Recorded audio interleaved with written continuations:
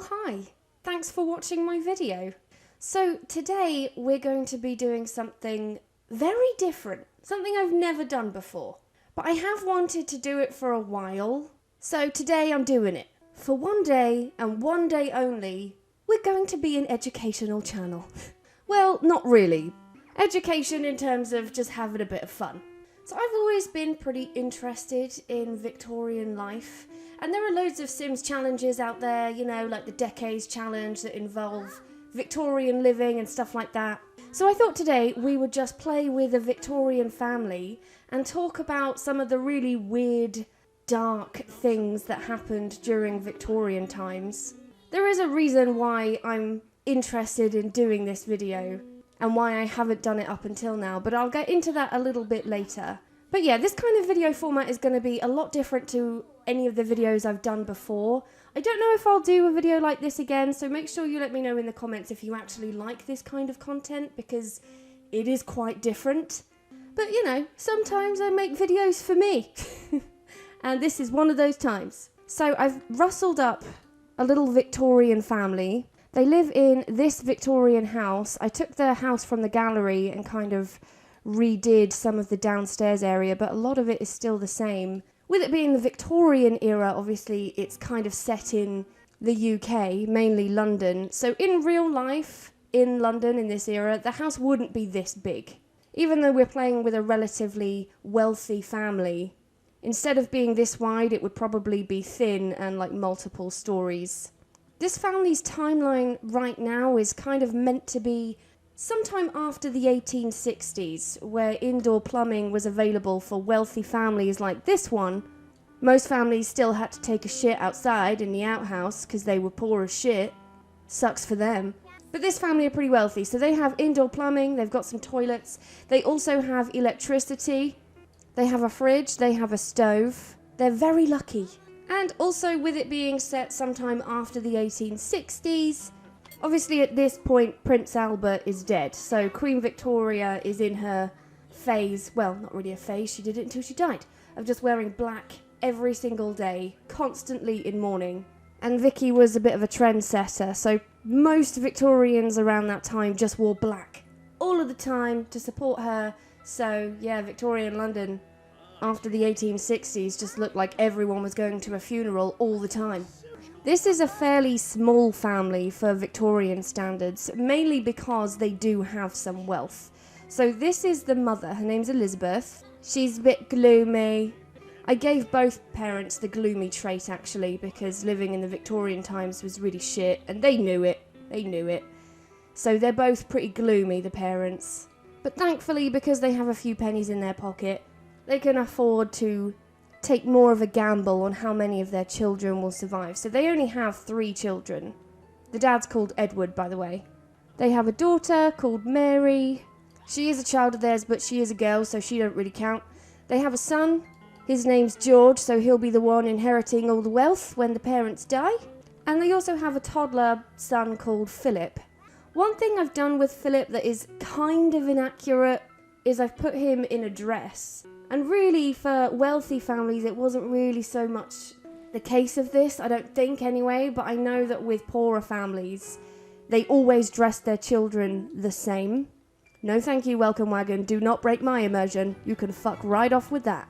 Yeah, so little boys were often dressed as girls. They had like the long white dresses, they had a little bonnet, and it was because the child mortality rate was so high that they just tried not to get attached to their kids. You know, 60% of the kids died from loads of different things, which is why Victorians had so many children, because they knew loads of them would probably die. So they tried their best not to get attached until the kid was like of an age where they could tell they were likely going to survive, like 7 or 8 years old.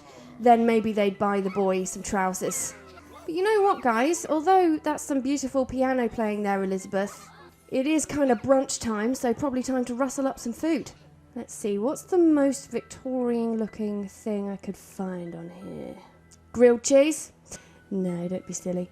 Apparently quite a common meal for Victorian vegetarians was cabbage pie, which was basically like potato, cabbage and a load of vegetables turned into baby food and stuck in a pie. Yeah, there weren't many vegetarians back then. Could do blueberry pie, that's kind of... I mean, pie was pretty big, so let's just go with any kind of pie we can find. Victorians ate some gross stuff. Well, things that we might consider gross. But probably one of the grossest things mainly affected women. Women were obsessed with their weight. Well, actually, no. Everyone was obsessed with women's weight. They often wore corsets, like squeezing their organs, causing them real problems. And one popular fad was actually a type of diet. It's called the tapeworm diet. Some people still practice it today. It's pretty gross. But there would be like advertisements and stuff for Victorian women to swallow a fertilized tapeworm egg. So they didn't eat a tapeworm. They'd swallow a fertilized egg and wait for it to hatch in their stomach so that the tapeworm would eat all those calories before their body could digest it properly. And then once they reached their desired goal, they'd either get it removed or they'd try and lure it out by sticking some milk near their arsehole.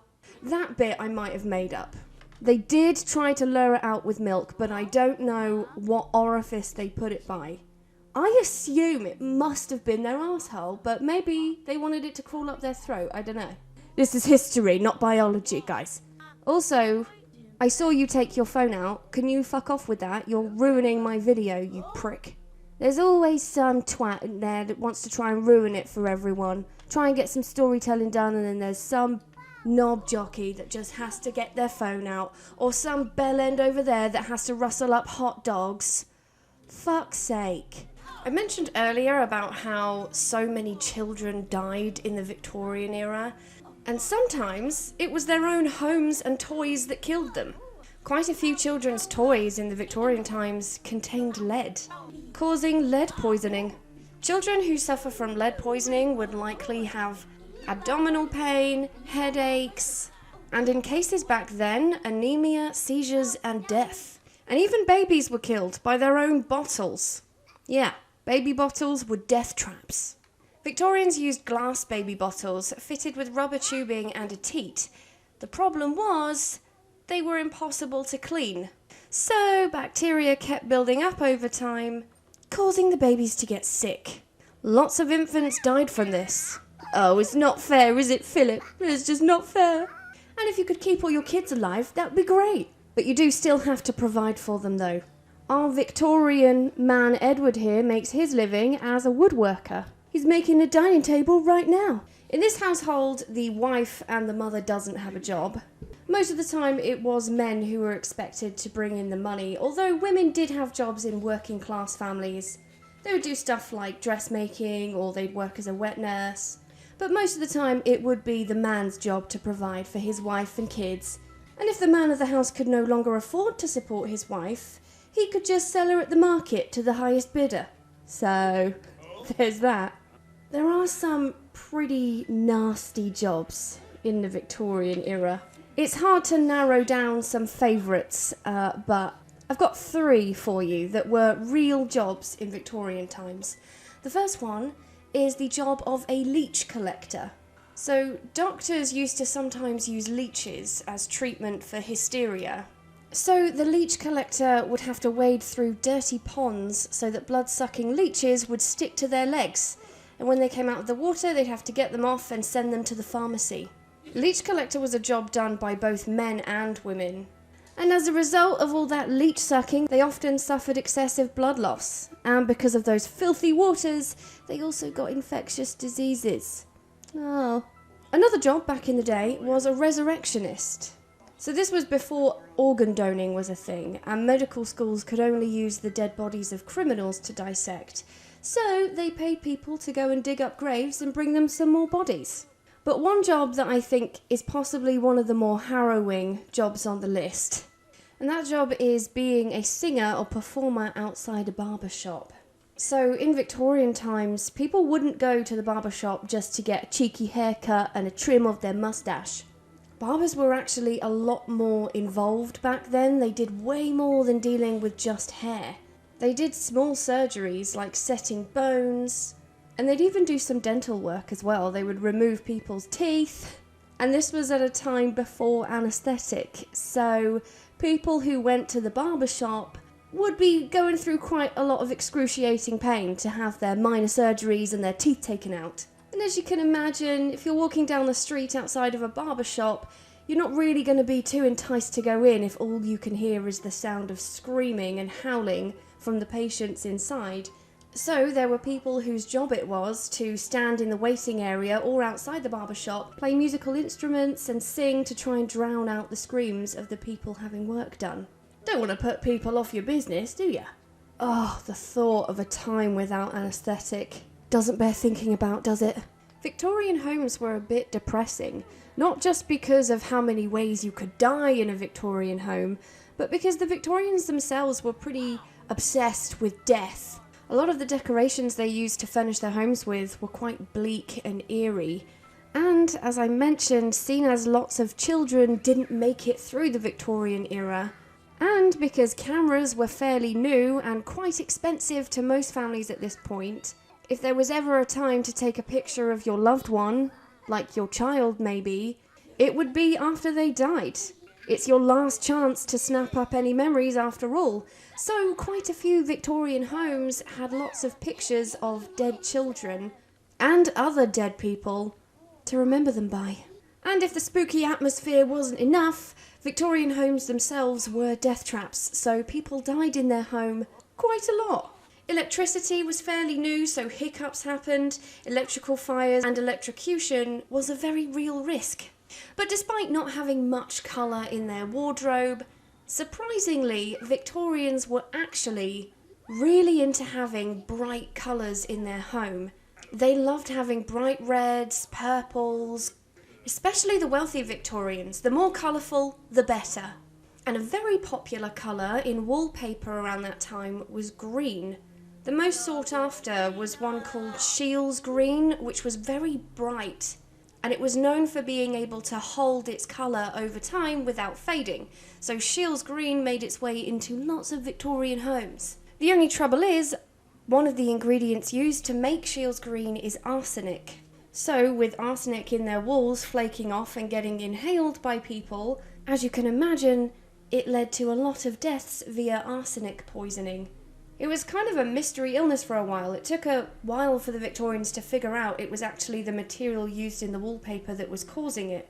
But when affected from arsenic poisoning, people would complain about throat pain, trouble breathing, abdominal pain, vomiting, and then they died.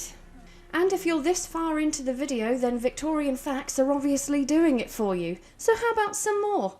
Specifically regarding beauty in the Victorian era. The desired beauty look back then was dark around the eyes, rosy cheeks, and red lips. Red lipstick was popular back then, but they didn't have Estee Lauder. But ground up beetles did the job. And they didn't just use beetles' blood to make the red lipstick, they also used beetles in general for jewellery. Beetle jewellery was all the rage back then. And if a Victorian wife had a deceased husband, she would take a lock of his hair and that was also put in jewellery. And to get the doughy-eyed look with the black around it, they would often use chimney soot to put around the eyes to make it look like dark eyeshadow, and they squeezed lemon juice and even belladonna in their eyes to get a glassy-eyed look. Belladonna as in deadly nightshade, which would make you go blind. And that did happen. Happened to a lot of women who used this in their eyes. And to keep their locks nice and shiny, instead of using shampoo and conditioner, women used ammonia and onion juice in their hair, which did make their hair shiny, but it also led to a lot of hair loss. So there we go.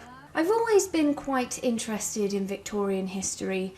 I think because I just enjoy learning about morbid things. And even though terrible, disgusting things happened in many centuries prior to the Victorian times, it just feels a bit more scary to me, learning about things that happened during a time that really wasn't that long ago. When it comes to spooky times, the Victorians did it very well. But even though I've always been interested in this time period, there was something that reignited that interest recently. And it was a photo I was given of my great-great-great-great-grandparents who were proper Victorians. They lived right in the middle of that era. I'll put the photo up now actually if I can scan it in. They look pretty old. which I think is probably because they would have been really old when cameras were a thing. That's my guess anyway. I actually find the picture kind of creepy. Like, it's nice to have a picture of my relatives, but I think it's probably a bit too eerie for me to have it framed and put on the mantelpiece. Bit unsettling. I also think it's quite fitting that Grandad is smiling and Grandma looks like she's had enough of his shit. But there we go. Victorians in a nutshell. I know this video isn't anything like my other videos, so I appreciate you if you've watched until this point. Sometimes I just like to try new things and talk about things that interest me, so I hope you did enjoy this video. And to summarise, even though some of the things Victorians did may seem crazy to us, they learned hard lessons so we didn't have to. They walked so we could run. And in 100 years' time, when fizzy drinks don't exist and everyone's vegan, they'll probably be looking at us with the same confusion. And on that note, I'm going to end this video here. Thanks for watching. I hope you enjoyed it. If you did, please like and subscribe. You know I love it when you do that. And I'll see you in the next video. Bye-bye.